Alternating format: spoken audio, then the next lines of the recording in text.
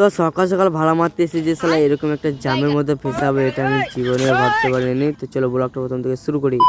সকাল সকাল আমার হেলিকপ্টারের চাবিটা হাতে নিয়ে চলে যাচ্ছে আমার হেলিকপ্টার এর কাছে। মানে আজকে আমি যাব ভরতপুর, মানে কটা রিজার্ভ ভাড়া ছিল তাদের বাড়ির কাছে, যে ওদের দিকে চাপি নিয়ে আমি রওনা দিয়ে দিলাম ভরতপুরের উদ্দেশ্যে। আরে গাইস, এই বিকেল বেলায় ভরতপুরের পথে যে এত সুন্দর সুন্দর ভিউ দেখতে পাওয়া যাবে এটা কল্পনাও করতে পারিনি। মানে কি বলবো আর কি, মানে সেই ভিউ দেখাচ্ছিল কিন্তু ওগুলো আমি দেখাতে পারিনি, কারণ আমি যদি তোমাদেরকে ভিউ দেখাতে যাই তাহলে শালা আমার হেলিকপ্টারটা আবার কোন ধাতে চলে যাবে এটার কথাটা ভেবে শালা আমি আবার তোমাদেরকে সব ভিউ দেখাই। ভরতপুর পৌঁছে আমি প্যাসেঞ্জার গুলোকে ঠিক জায়গায় নামিয়ে দিয়ে শালা এখানে এখন দেখছি যদি ভাড়াটা পাই তা শালা এনক্ষণ থেকে বসে থাকতে থাকতে দেখছি শালা একটা ভাড়াও পেয়েছি। তো শালা আমি দেখছি এখানে আর বেশিক্ষণ থাকলে হবে না, নাহলে শালা রাতটা এখানে লেগে যাবে। আমার রাত লাগার থেকে না লাগাই ভালো, তার জন্য আমি একটু মানে তাড়াহুড়ো করে যাচ্ছি শালা, যেতে যেতে যেতে রাত লেগে যেতে, তাহলে শালা কুয়াশারে আমাকেও দেখা যাবে না আর আমার হেলিকপ্টারটাকেও দেখা যাবে না। তাই এখানে শালা আঙ্গার পর আসতে না আসতে শালা আমি আবার দুটো ভাড়া পেয়ে গেছি।